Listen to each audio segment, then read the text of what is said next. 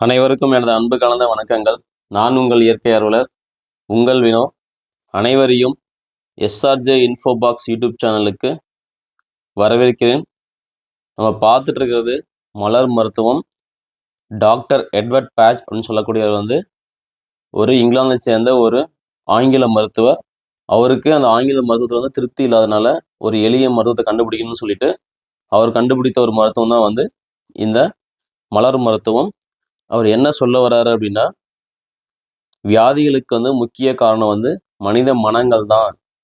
ஒருத்தருடைய மனதை சரிப்படுத்தணும் அப்படின்னா அவங்க வியாதிகள் இல்லாமல் வாழ முடியும். ஏன்னா வியாதிகள் குணமானாலும் அந்த தன்மையிலிருந்து விடுபடுவதற்கு மக்களால் முடியல.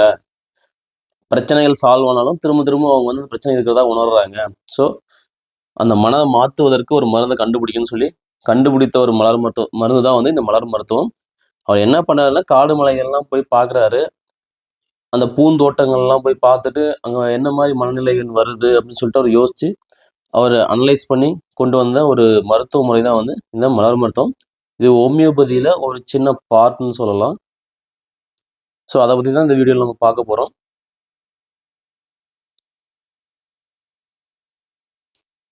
ஸோ நம்ம இன்னைக்கு பார்க்கக்கூடிய இந்த வீடியோவில் 35வது மலர் மருந்துன்னு சொல்லக்கூடிய ஒயிட் செஸ்ட்நட் பேட்ச் ஃப்ளவர் தான் பார்க்க போகிறோம். இந்த ஒயிட் செஸ்ட்நட் யாருக்கு தேவைப்படும் அப்படின்னா, தேவையற்ற எண்ணங்கள், தேவையில்லாத வாக்குவாதம், இந்த மாதிரி தன்மை இருப்பவர்களுக்கு இந்த ஒயிட் செஸ்ட்னட்னு சொல்லக்கூடிய மருந்து ஒரு நல்ல மருந்தாக இருக்கும். தேவையற்ற சிந்தனைகளாலும் எண்ணங்களாலும் மனதளவில் நிம்மதி இல்லாத நிலை இருப்பவர்களுக்கு இந்த மருந்து ஒரு நல்ல மருந்தாக இருக்கும்.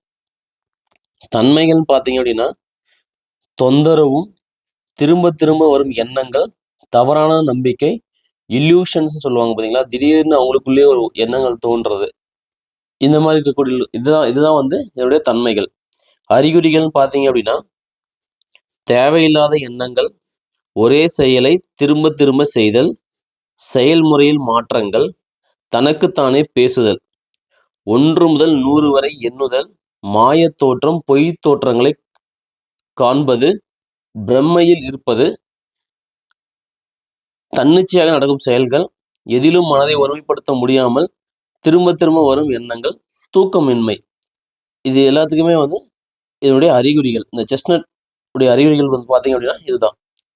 பயன்படுவர்கள் பார்த்தீங்க அப்படின்னா, திரும்ப திரும்ப வரும் தேவையில்லாத ஒரே மாதிரியான எண்ணங்களால் பாதிக்கப்பட்டவர்கள், தன்னை அறியாமலே தன்னிச்சையாக கால்களை ஆட்டி கொண்டிருப்பவர்கள், தனக்குத்தானே சிரித்து பேசி கொண்டிருப்பவர்கள், சண்டை போட்டு கொண்டிருப்பவர்கள், சின்ன சின்ன விஷயங்களால் கூட மனதளவில் பாதிக்கப்படுபவர்கள், அதாவது இலூஷன் சொல்லுவாங்க பார்த்தீங்கன்னா, இந்த மாதிரி பிரச்சனைகள் பாதிக்கப்பட்டவர்களுக்கு இந்த ஒயிட் செஸ்ட்நட் மருந்து ஒரு நல்ல மருந்தாக இருக்கும். சில பேர் பார்த்தீங்கன்னா, இந்த சாலை ஓரத்தில் போகக்கூடிய நம்பரை படிப்பது, 1 முதல் 100 வரை திரும்ப திரும்ப எண்ணுதல், சொன்னதையே திரும்ப திரும்ப சொல்லி கொண்டிருப்பது, மனதில் தேவையில்லாத சிந்தனைகள் உள்ளவர்கள், விட்டு விட்டு அல்லது தொடர்ந்து வரும் விக்கல், இருமல், தலைவலி போன்ற அவதிக்குள்ளவர்கள், இதே குரல் ஏதோ ஒரு குரல் கேட்பது போல் பிரமிப்பு நின்றுருப்பாங்க. இந்த மாதிரி இருக்கக்கூடியவர்களுக்கு இந்த மலர் இந்த மாதிரி இருக்கக்கூடியவர்களுக்கு இந்த ஒயிட் செஸ்ட்நட் மலர் பயன்படக்கூடியதாக இருக்கும். ஸோ தேவையற்ற சிந்தனைகளாலும் எண்ணங்களாலும் மனதில் நிம்மதியற்ற நிலையில் இருப்பவர்களுக்கு இந்த மருந்து ஒரு நல்ல மருந்தாக இருக்கும்.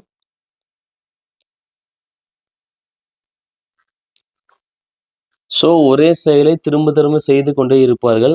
தேவையற்ற சிந்தனைகளை சிந்தித்து சிந்தித்து மனதை வருத்தி கொள்வார்கள். மனதை ஒருநிலைப்படுத்த முடியாமல் அவதிப்படுவார்கள். பேய், பிசாசு போன்றவற்றில் நம்பிக்கை உடையவர்கள்.